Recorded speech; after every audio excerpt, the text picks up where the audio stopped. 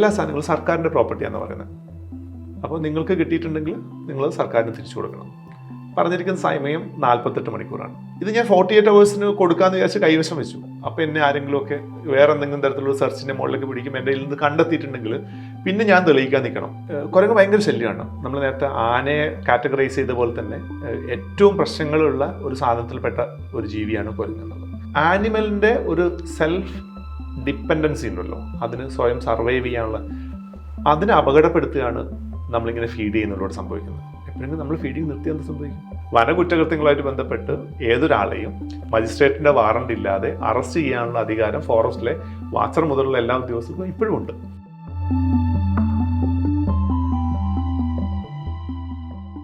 കാട് കാണണമെന്ന് ആഗ്രഹിക്കുന്ന, അത് എക്സ്പ്ലോർ ചെയ്യണമെന്ന് ആഗ്രഹിക്കുന്ന ഒരാളുകൾക്ക് എന്ത് തരം സംവിധാനങ്ങളാണുള്ളത്?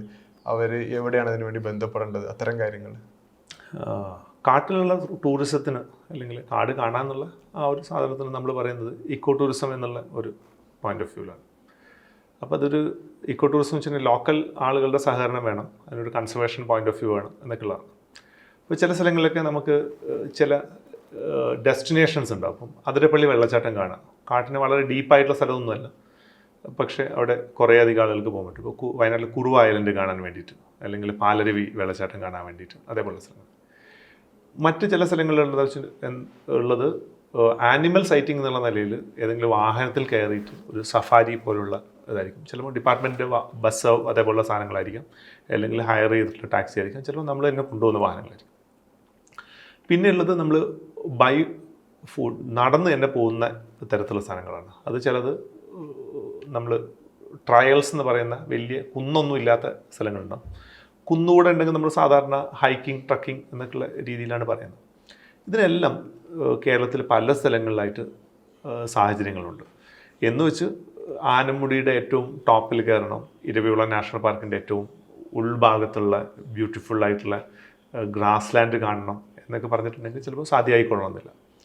പകരം നമുക്ക് മീഡിയം, മോഡറേറ്റ് ആയിട്ടുള്ള പലതരത്തിലുള്ള ഹൈക്കിംഗ്, ട്രക്കിംഗ് ട്രാക്കുകളുണ്ട്. ഒരുവിധം എല്ലാം ഓൺലൈനാണ്. ഫോറസ്റ്റ് ഡിപ്പാർട്ട്മെൻറ്റ് വെബ്സൈറ്റിൽ ഒക്കെ ബുക്ക് ചെയ്യാൻ പറ്റും. പലതിനൊരു ക്ലോഷർ പീരീഡ് ഉണ്ടാവും. ഉദാഹരണത്തിന് വയനാട് സാങ്ച്വറിയിലെ സഫാരി അതേപോലുള്ള കാര്യങ്ങൾക്ക് ഫയർ സീസൺ ആകുമ്പോൾ കാട്ടിൽ ഉള്ള തീ ഉണ്ടാകുന്ന സാധ്യതകൾ കുറയ്ക്കാൻ വേണ്ടിയിട്ട് ജീവികൾക്ക്, അല്ലെങ്കിൽ തന്നെ അവർ കുറച്ച് ഒരു സ്ട്രെസ്ഡ് ആണ്, അത് കുറയ്ക്കാൻ വേണ്ടിയിട്ടൊക്കെ നമ്മൾ അത്തരം സാഹചര്യങ്ങളിൽ ടൂറിസം നിർത്താറുണ്ട്. അങ്ങനെ അല്ലാത്ത സമയങ്ങളിലൊക്കെ ഇത്തരം സ്ഥലങ്ങളിൽ ആക്സസ് ഉണ്ടാവും. അത്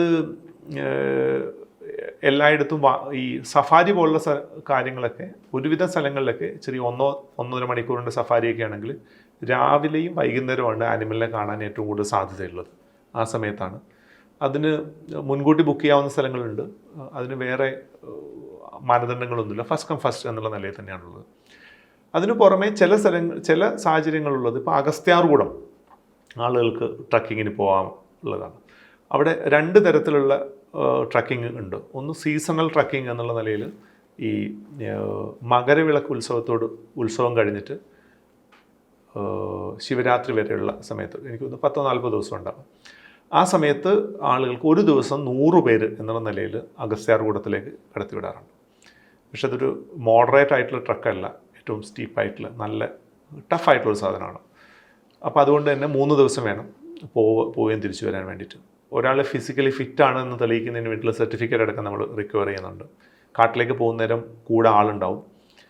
കൂടെ ലഹരി വസ്തുക്കളോ പ്ലാസ്റ്റിക്കോ തീ പിടിക്കാൻ സാധ്യതയുള്ള കാര്യങ്ങളോ ഒന്നും കൊണ്ടുപോകാൻ പറ്റില്ല. ഭക്ഷണം ആ പാക്കേജിൽ ഉൾപ്പെടുത്തിയ ഭക്ഷണം അവിടുത്തെ സ്ഥലങ്ങൾക്ക് അവൈലബിൾ ആണ്. കിടക്കാനുള്ള മിനിമം ഫെസിലിറ്റിയൊക്കെ അവൈലബിൾ ആണ്. മറ്റ് ചില സ്ഥലങ്ങളിൽ, പറമ്പിക്കുളം പോലുള്ള സ്ഥലങ്ങളിലൊക്കെ പല സ്ഥലങ്ങളിലായിട്ട് പലതരത്തിലുള്ള ഇക്കോ ടൂറിസം അക്കോമഡേഷൻസ് അവൈലബിൾ ആണ്. ശിരുവാണി പോലുള്ള സ്ഥലങ്ങളിൽ ചെറിയ അക്കോമഡേഷൻ അവൈലബിൾ ആണ്. താമസിക്കാനുള്ള സ്ഥലങ്ങൾ അവൈലബിൾ ആണ്. പോയി സന്ദർശിച്ച് തിരിച്ചു വരാനുള്ള സ്ഥലങ്ങൾ അവൈലബിൾ ആണ്. അങ്ങനെ പലതരത്തിലുള്ള ഇതുണ്ട്. പിന്നെ ഇതിൻ്റെ പുറമെ ഈ ഏത് സ്ഥലത്തും ഇങ്ങനെ അല്ലാത്തൊരു സ്ഥലവും നിങ്ങൾക്ക് കാണാൻ പോകണമെങ്കിൽ അവിടുത്തെ DFOയ്ക്ക് അത് അനുവദിക്കാം. ചീഫ് വന്യജീവി സങ്കേതങ്ങളെ സംബന്ധിച്ചാണെങ്കിൽ ചീഫ് വൈൽഡ് ലൈഫ് വാർഡനോ അല്ലെങ്കിൽ അവിടുത്തെ വൈൽഡ് ലൈഫ് വാർഡനെ ചുമതലപ്പെടുത്തിയിട്ട് അദ്ദേഹത്തിനൊക്കെ അനുവാദം തരാവുന്നതാണ്. പക്ഷെ നമ്മുടെ പ്രശ്നം എന്താ വെച്ചിട്ടുണ്ടെങ്കിൽ അങ്ങനെ അനുവാദം കൊടുക്കുന്ന ഒരാളെ തനിച്ച് കാട്ടിലിടാൻ പറ്റില്ല. അപ്പോൾ കൂടെ ആരെങ്കിലും പോകേണ്ടി വരും. അപ്പോൾ അതുകൊണ്ട് തന്നെ നമ്മൾക്ക് അത്തരം ആവശ്യങ്ങൾ എൻ്റർടൈൻ ചെയ്യാൻ സാധിക്കാറില്ല. വളരെ ജെന്യൂനായിട്ട് നമുക്ക് തോന്നിയിട്ടുണ്ടെങ്കിൽ പോലും അതൊരു ഒരു ഒരു ജനറലി ഒരു സിറ്റിസൻ്റെ അവകാശം കൂടെയല്ലേ. നമ്മുടെ നാട്ടിൽ ഇത്രയും മനോഹരമായിട്ടുള്ള കാടുകളുണ്ടായിട്ട് ജൈവസമ്പത്തുണ്ടായിട്ട് ഇത് കാണാൻ വേണ്ടിയിട്ട് എനിക്ക് ആഗ്രഹമുണ്ട്, പക്ഷേ എനിക്ക് അവസരമില്ല എന്നുള്ളത്.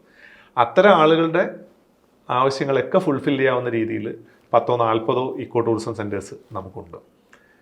ഒരുപക്ഷെ കാടിനോട് ചേർന്നുള്ള യാത്രകളിലൊക്കെ ആയിരിക്കും ഇപ്പോൾ പലതരത്തിലുള്ള നിയമവിരുദ്ധമായ പ്രവർത്തനങ്ങളൊക്കെ ഒപ്പം ചേർത്ത് വെക്കാവുന്നത്. ഇപ്പോൾ ഈ പുലിനകം കിട്ടുന്നത് അല്ലെങ്കിൽ ആനക്കൊമ്പ് കിട്ടുന്നത്, ഇത്തരം സിറ്റുവേഷനിൽ ഇതെന്താണ് ചെയ്യേണ്ടത് എന്നുള്ളത്. കാരണം ഇതുമായി ബന്ധപ്പെട്ടിട്ടുള്ള കേസുകളും വാർത്തകളൊക്കെ മറ്റൊരു സൈഡിൽ നമുക്ക് കാണാൻ കഴിയാറുണ്ട്.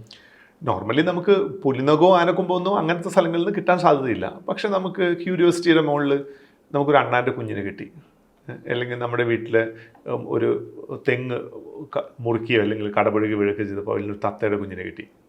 അപ്പോൾ അതിന് നമുക്ക്, അല്ലെങ്കിൽ നമ്മൾക്ക് നമ്മളുടെ വീടിൻ്റെ അടുത്തുനിന്ന് എന്തെങ്കിലും തരത്തിലുള്ള ഒരു ആനിമൽ ആർട്ടിക്കിൾ കിട്ടി, അല്ലെങ്കിൽ നമ്മൾ വീട് പരിശോധിച്ചപ്പോൾ വീട്ടിൽ നമ്മുടെ പൂർവികരാരെങ്കിലുമൊക്കെ വെച്ചിരുന്ന സാധനങ്ങളിൽ നമുക്ക് ഇതേപോലത്തെ എന്തെങ്കിലും സാധനങ്ങൾ കിട്ടി. അപ്പോൾ ഇതിൽ നിയമപരമായിട്ട് ഇത്തരം എന്തെങ്കിലും വസ്തുക്കൾ, animal article, cured trophy, അൺക്യൂവേർഡ് trophy എന്ന് പറഞ്ഞാൽ അതിന് സാങ്കേതികമായിട്ട് പല കാര്യങ്ങളും, എല്ലാ സാധനങ്ങളും സർക്കാരിൻ്റെ പ്രോപ്പർട്ടിയാണെന്ന് പറയുന്നത്. അപ്പോൾ നിങ്ങൾക്ക് കിട്ടിയിട്ടുണ്ടെങ്കിൽ നിങ്ങൾ സർക്കാരിന് തിരിച്ചു കൊടുക്കണം.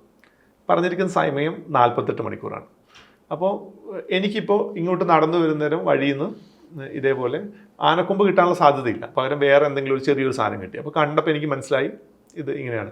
ഞാനത് എടുത്തു. അപ്പോൾ ഞാൻ വിചാരിച്ചു ഇത് ബന്ധപ്പെട്ട ആർക്കെങ്കിലും ഞാനത് 48 hours കൊടുക്കണം എന്നുള്ളതാണ്. അപ്പോൾ ഒരു സാധ്യതയുള്ള എന്താ വെച്ചിട്ടുണ്ടെങ്കിൽ ഇത് ഞാൻ 48 hours കൊടുക്കാമെന്ന് വിചാരിച്ച് കൈവശം വെച്ചു. അപ്പോൾ എന്നെ ആരെങ്കിലുമൊക്കെ വേറെ എന്തെങ്കിലും തരത്തിലുള്ള സെർച്ചിൻ്റെ മുകളിലേക്ക് പിടിക്കും, എൻ്റെ കയ്യിൽ നിന്ന് കണ്ടെത്തിയിട്ടുണ്ടെങ്കിൽ പിന്നെ ഞാൻ തെളിയിക്കാൻ നിൽക്കണം ഇത് എനിക്ക് കിട്ടിയിട്ട് 48 hours എത്ര സമയം ദൈർഘ്യം കഴിഞ്ഞു എന്നുള്ളത്. അതിന് പകരം നോർമലി നമുക്ക് 48 hours എന്ന് വെച്ചിട്ടുണ്ടെങ്കിൽ നമുക്കിത് കിട്ടിയിട്ട് ഒരാൾക്ക് ഏൽപ്പിക്കാൻ, പഴയ കാലത്ത്, ഇന്ന് 48 hours ആവശ്യമില്ല, വളരെ വളരെ ഇനഫ് ടൈമാണ്, ആവശ്യത്തിന് സമയമുണ്ട് അതിൽ. അപ്പോൾ ഈ ആനിമൽ ആർട്ടിക്കിളിൻ്റെ ഒരു ബ്രോഡ് ഡെഫിനിഷനിൽ ഉള്ളൊരു കാര്യത്തിൽ വെച്ചിട്ടുണ്ടെങ്കിൽ എല്ലാ ആനിമലും മൊത്തത്തിലും ആനിമലിൻ്റെ പാർട്ടും ഒക്കെ ഈ ആനിമൽ ആർട്ടിക്കിളിൽ വരും. അതിൽ എക്സംഷൻ ഉള്ളത് ഈ മയിലിൻ്റെ ടെയിൽ ഫെദർ മാത്രമാണ്. മയിലിൻ്റെ ടെയിൽ ഫെദർ പണ്ട് മുതലേ പലതരത്തിലുള്ള ഉപകരണങ്ങളിലും റിച്വൽസിലും ഒക്കെ ഉപയോഗിക്കുന്ന സാധനങ്ങളൊക്കെ ആയതുകൊണ്ട് അതിന് മാത്രമല്ല അത് ഷെഡ് ചെയ്തിട്ട് വരുന്നതാണ്. എല്ലാ ബ്രീഡിംഗ് സീസൺ കഴിയുമ്പോൾ ഷെഡ് ചെയ്യുന്നുണ്ട്. അതിനെ മാത്രം എന്ത് ചെയ്തിട്ടുണ്ട്, ഒഴിവാക്കിയിട്ടുണ്ട്. അങ്ങനെയാണെങ്കിൽ ബ്രീഡിംഗ് സീസൺ കഴിഞ്ഞ് ഷെഡ് ചെയ്യുന്നതാണ് മാനിൻ്റെ കൊമ്പ്, പക്ഷെ അതിനെ ഒഴിവാക്കിയിട്ടില്ല. അപ്പോൾ സ്ട്രിക്റ്റ് ആയിട്ട് പറയുകയാണെങ്കിൽ ഒരു വന്യജീവിയിൽ പെടുന്ന ഒരു പരുന്തിൻ്റെ ഫെദർ എന്താണ്, ആനിമൽ ആർട്ടിക്കിളാണ്. പക്ഷേ ആ ഫെദർ കൈവശം വെച്ചു എന്ന് വെച്ചിട്ടോ, അല്ലെങ്കിൽ നിങ്ങൾ അറിയാതെ നിങ്ങളുടെ വണ്ടിയുടെ ഗ്രില്ലിൽ ഒരു പൂമ്പാറ്റ കുടുങ്ങി എന്ന് വെച്ചിട്ടൊന്നും നിങ്ങൾക്കെതിരെ ഒരു നടപടി ഉണ്ടാവില്ല. നമ്മളിത് ജനാധിപത്യ രാജ്യമാണ്. ഞങ്ങളെ ഉദ്യോഗസ്ഥരും ജനങ്ങളുടെ ഭാഗം തന്നെ. പകരം ഇത്തരം കാര്യങ്ങൾ ആരെങ്കിലുമൊക്കെ കൈവശം വെച്ചു, അയാളത് കൊമേഴ്ഷ്യലി അത് കളക്ട് ചെയ്തു, അല്ലെങ്കിൽ വേറെ എന്തെങ്കിലും പരിശോധനയുടെ ഇടയിൽ ഇത്തരം സാധനങ്ങൾ എന്തെങ്കിലും കണ്ടെത്തി എന്നൊക്കെയുള്ള സാഹചര്യം വരുമ്പോൾ പ്രശ്നമാവും. ഞാൻ മുമ്പ് ജോലി ചെയ്ത സ്ഥലത്ത് ഒരാളെ പോലീസ് പരിശോധിച്ചപ്പോൾ, വേറെന്തോ ആവശ്യത്തിന് വേണ്ടി പരിശോധിച്ചപ്പോൾ അയാളുടെ നിന്ന് ഒരു മാനിൻ്റെ കൊമ്പിൻ്റെ ഒരു കഷ്ണം കിട്ടി. പോലീസുകാർ അതിനൊരു സീഷർ റിപ്പോർട്ട് എഴുതിയിട്ട് ഞങ്ങൾക്ക് ഹാൻഡ് ഓവർ ചെയ്തു. ഞങ്ങൾക്ക് പിന്നെ വേറെ ഒന്നും ചെയ്യാനില്ല. അതിന് പകരം സാധാരണ രീതിയിൽ എവിടെയെങ്കിലും ഒരു മാനിൻ്റെ കൊമ്പോ ഒക്കെ ഏതെങ്കിലും വീട്ടിൻ്റെ പുറത്തോ അങ്ങനത്തെ ഏതെങ്കിലും സ്ഥലത്തുണ്ടെന്ന് വെച്ചിട്ട് ഫോറസ്റ്റ് ഗവൺമെൻറ്റിൽ ആരും തന്നെ അതിൻ്റെ പിന്നാലെ പോയി അവരോട് അത് സറണ്ടർ ചെയ്യാൻ വേണ്ടി പറയും. ജീവികളെ വളർത്തുന്നവരൊക്കെ ഉണ്ട്, തെറ്റായിട്ട് ചിലപ്പോൾ കുഞ്ഞായിരിക്കുമ്പോൾ എടുത്ത് വളർത്തിയതാണ്. അപ്പോൾ ആരോ പരാതിപ്പെട്ടു തത്തയെ വളർത്തുന്നു, അവനെ ഉടനെ അയാളെ പിടിച്ച് അറസ്റ്റ് ചെയ്ത് ജയിലിലടയ്ക്കാനെന്നുള്ള സിറ്റുവേഷനിലേക്ക് നമ്മൾ സാധാരണ രീതിയിൽ ഉദ്യോഗസ്ഥർ പോകാറില്ല. അയാളെ പറഞ്ഞ് മനസ്സിലാക്കിയിട്ട് ആ ജീവിനെ എൻ്റെ നാച്ചുറൽ ഹാബിറ്റാറ്റിലേക്ക് റിലീസ് ചെയ്യുന്നില്ല. അപ്പോൾ സാധാരണ രീതിയിൽ നിങ്ങൾക്ക് ഏതെങ്കിലും ഹാൻഡ് ഫീഡ് ചെയ്യേണ്ടോ ഒക്കെ ആയിട്ടുള്ള കുഞ്ഞുങ്ങളെ കിട്ടിയിട്ടുണ്ടെങ്കിൽ അതിന് സ്വന്തമായിട്ട് വളർത്തി റിസ്ക് എടുക്കുന്നത് ബുദ്ധിമുട്ടാണ്. അതിന് ഏറ്റവും അടുത്തുള്ള ഫോറസ്റ്റ് ഓഫീഷ്യൽസിനെ അറിയിക്കുക, അവരതിന് എടുത്ത് കൊണ്ടുപോയി വളർത്തും. പക്ഷേ ആളുകൾ ഇപ്പോൾ കണ്ടുവരുന്നൊരു പ്രവണത എന്താ വെച്ചിട്ടുണ്ടെങ്കിൽ എല്ലാം ഒരു കണ്ടന്റ് സബ്ജക്റ്റ് ആയതുകൊണ്ട് എല്ലാവരും തന്നെ അതിന് എന്നിട്ട് അതിൻ്റെ പല ഘട്ടത്തിലുള്ള ഇതൊക്കെ ഡോക്യുമെൻ്റ് ഒക്കെ ചെയ്തിട്ട് അതിനെ നിരന്തരം സോഷ്യൽ മീഡിയയിലൊക്കെ ഷെയർ ചെയ്യുന്ന സാധനങ്ങളൊക്കെ വരുന്നുണ്ട്. അത് ചിലപ്പോൾ ആരെങ്കിലുമൊക്കെ പരാതിപ്പെട്ടിട്ടുണ്ടെങ്കിലോ പ്രശ്നമാവും ആയേക്കാം. സമാനമായി ഇപ്പൊ ഈ കാടിന് സമീപത്തിലൂടെയുള്ള യാത്രയുടെ സമയത്ത് ബോർഡുകളൊക്കെ കാണാം, ഭക്ഷണം കൊടുക്കാൻ പോലും വാഹനം നിർത്തരുത് എന്നുള്ളത്.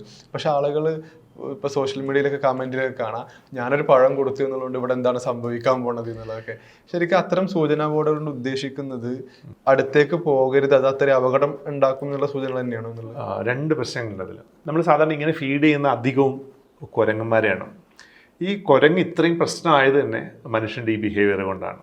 നമ്മൾ കുരങ്ങ് ഭയങ്കര ശല്യമാണ്. നമ്മൾ നേരത്തെ ആനയെ കാറ്റഗറൈസ് ചെയ്ത പോലെ തന്നെ ഏറ്റവും പ്രശ്നങ്ങളുള്ള ഒരു സാധനത്തിൽപ്പെട്ട ഒരു ജീവിയാണ് കുരങ്ങ് എന്നുള്ളത്.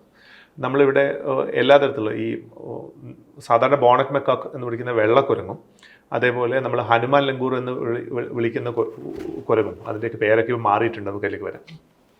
ഈ കുരങ്ങൊക്കെ തന്നെ പല സ്ഥലങ്ങളിൽ നിന്നും ആളുകളോട് ഇടപഴകി അതിന് മനുഷ്യനോട് ഉള്ള ഭയം ഇല്ലാതാവുകയും അത് മനുഷ്യനെ തിരിച്ച് പ്രൊവോക്ക് ചെയ്യുന്ന രീതിയിലേക്ക് വന്നിട്ടുണ്ട്. ഇതിൻ്റെ പ്രധാന കാരണം ഈ ആളുകൾ ഇത് ഫീഡ് ചെയ്യുന്നതുകൊണ്ടാണ്. ഉദാഹരണത്തിന് നിങ്ങളിപ്പോൾ കോഴിക്കോട് നിന്ന് വയനാട്ടിലേക്ക് അല്ലെങ്കിൽ മൈസൂരേക്ക് പോവുകയാണെങ്കിൽ കാട്ടിലൂടെ പോകുന്നത് ചുരത്തിലും പിന്നെ മുത്തങ്ങ ഭാഗത്തൂടെയാണ്. ഇവിടെയൊക്കെ റോഡ് സൈഡിലുള്ള എല്ലാ കലുങ്ങിൻ്റെ മുകളിലും എല്ലാ കുറ്റിയുടെ മുകളിലും കുരങ്ങ് റോഡിനെ ഫേസ് ചെയ്തിട്ട് ഇങ്ങനെ ഇരിക്കുകയാണ്. ആരെങ്കിലും എന്തെങ്കിലും ചിപ്സോ അതേപോലെ സാധനങ്ങൾ ഇട്ട് കൊടുക്കുന്ന വേണ്ടിയിട്ട്. അതിൻ്റെ ബിഹേവിയറേ മാറി. കാട്ടിൻ്റെ ഉള്ളിലേക്ക് കുരങ്ങുകളെ കാണാനില്ല, കുരങ്ങുകളെ മുഴുവൻ കാണാനുള്ളത് റോഡ് സൈഡിലും ഫ്രിഞ്ചസിലുമാണ്. ഈ ഫ്രിഞ്ചിലൊക്കെയുള്ള വീടുകളിൽ ആ കുരങ്ങ് വീട്ടിനകത്ത് വരെ കയറിയിട്ടും ഒക്കെ ബുദ്ധിമുട്ടുണ്ടാക്കുന്നതിൻ്റെ ഒരു ബിഹേവിയറൽ ചേഞ്ച് ഇൻഡ്യൂസ് ചെയ്തത് മനുഷ്യൻ ഇതേപോലെ ഫീഡ് ചെയ്തിട്ടാണ്. ഈ ടെമ്പിൾ മങ്കി എന്നുള്ള ഒരു കോൺസെപ്റ്റ് തന്നെയുണ്ട് ഉത്തരേന്ത്യയിലേക്കുള്ള. അപ്പോൾ അത് കുറച്ച് കാലം കഴിയുമ്പോഴത്തേക്കും ബിഹേവിയർ മാറും. പിന്നെ ആനിമലിൻ്റെ ഒരു സെൽഫ് ഡിപ്പെൻഡൻസി ഉണ്ടല്ലോ, അതിന് സ്വയം സർവൈവ് ചെയ്യാനുള്ള, അതിനെ അപകടപ്പെടുത്തുകയാണ് നമ്മളിങ്ങനെ ഫീഡ് ചെയ്യുന്നതിലൂടെ സംഭവിക്കുന്നത്. എപ്പോഴെങ്കിലും നമ്മൾ ഫീഡിങ് നിർത്തി എന്ത് സംഭവിക്കും? മാത്രമല്ല ഇത് ഒരു വരും കാലത്ത് കൂടുതൽ അപകടം സംഭവിക്കാൻ സാധ്യതയുണ്ട്. രോഗങ്ങൾ അങ്ങോട്ടും ഇങ്ങോട്ടും പകരാൻ സാധ്യതയുണ്ട്. ഇപ്പോൾ കോവിഡിൻ്റെ സമയത്ത് ചുരത്തിലൂടെ ഒന്നും ഒറ്റ വണ്ടിയും പോയില്ല. അപ്പോൾ ചുരത്തിൽ അതുവരെ കാത്തു നിന്ന് എല്ലാ കുരങ്ങന്മാരും ഉള്ളിലേക്ക് കയറിപ്പോയി. ഒരു പ്രശ്നവും സംഭവിച്ചില്ല. അപ്പം നമ്മളുടെ ഇമോഷനെ സാറ്റിസ്ഫൈ ചെയ്യിക്കാനല്ലാതെ ആ ജീവിക്ക് എന്തെങ്കിലും ഒരു വലുതാണ് ചെയ്തു കൊടുക്കുന്നത് എന്നുള്ള രീതിയിൽ ഇത് ചെയ്യേണ്ട കാര്യമില്ല എന്നുള്ളതാണ്. അപ്പോൾ അതിൻ്റെ ബിഹേവിയർ ചേഞ്ച് ചെയ്തിട്ടുണ്ടെങ്കിൽ അത് നമ്മളെ തന്നെ ബാധിക്കുന്നുണ്ട്. പിന്നെ വാഹനം നിർത്തരുത് എന്ന് പറയുന്നത് എന്താ വെച്ചിട്ടുണ്ടെങ്കിൽ, നിങ്ങൾ കാട്ടിനുള്ളിലൂടെ ആനയൊക്കെ നിൽക്കുന്ന സ്ഥലത്തൂടെ വാഹനമായിട്ട് പോവുകയാണെങ്കിൽ നിങ്ങൾക്കറിയാം, നിങ്ങൾ വാഹനം ഇങ്ങനെ പതുക്കെ പോവുകയാണെങ്കിൽ ആന ഒന്നുമില്ല, ഒരു പ്രശ്നമില്ല, അവിടെ നിന്ന് ഇങ്ങനെ ആന തീറ്റ തേടുകയൊക്കെ ചെയ്തോളും. ഏതെങ്കിലും വാഹനം നിർത്തിയിട്ടുണ്ടെങ്കിൽ നിർത്തിയ വാഹനത്തിൽ നിന്ന് ഒരാൾ പുറത്തിറങ്ങുക എന്നുള്ളൊരു എക്സ്പീരിയൻസ് ആ ആനയ്ക്കുണ്ട്. അപ്പം നിർത്തി കഴിയുമ്പോൾ അത് അലർട്ടാവും, നമുക്ക് നേരെ തിരിയും, അപകടത്തിൽപ്പെടും.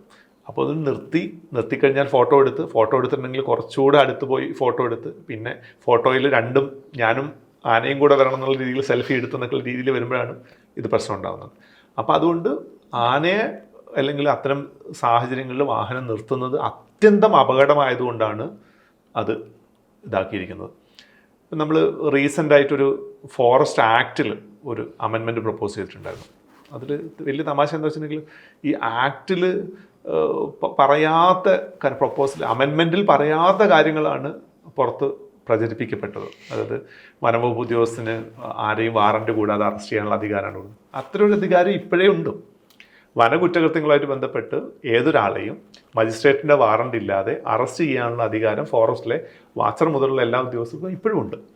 ആകെ അതിൽ പറഞ്ഞിരുന്നത്, അമെൻമെൻറ്റിൽ പറഞ്ഞിരുന്നത്, കൃത്യനിർവഹണം തടസ്സപ്പെടുത്തുന്നതിലും കൂടെ അറസ്റ്റിനുള്ളൊരു പ്രൊവിഷനുണ്ട്. അതൊരു പക്ഷേ ആളുകൾക്ക് ആശങ്കയുണ്ടാവും. ഞാനും ആശങ്കയുടെ കൂടെ തന്നെ നിൽക്കുന്നു. കാരണം ഇതേപോലെ കൃത്യനിർവഹണം തടസ്സപ്പെട്ടു എന്നൊക്കെ പറഞ്ഞിട്ട് വളരെ സ്ട്രിഞ്ചൻ്റ് ആയിട്ടുള്ള ഒരു ആക്റ്റും കൂടെ ഇൻവൈറ്റ് ചെയ്യുമ്പോൾ ഇവർ പ്രതികാരം വീട്ടുമോ എന്നൊക്കെയുള്ള ഇത് ഒരു സ്വാഭാവികമായിട്ടൊരു സംശയമാണ്.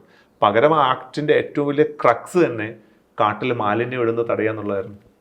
കാട്ടിലൂടെ ഒഴുകുന്ന പുഴകളും ജലാശയങ്ങളൊക്കെ ശുദ്ധമായിട്ടിരിക്കാൻ വേണ്ടിയിട്ട് അതിൽ മലിനപ്പെടുത്തുന്ന തടയുക എന്നുള്ളതാണ് അതിൻ്റെ നോട്ടിൽ തന്നെ പറഞ്ഞിരിക്കുന്നത്.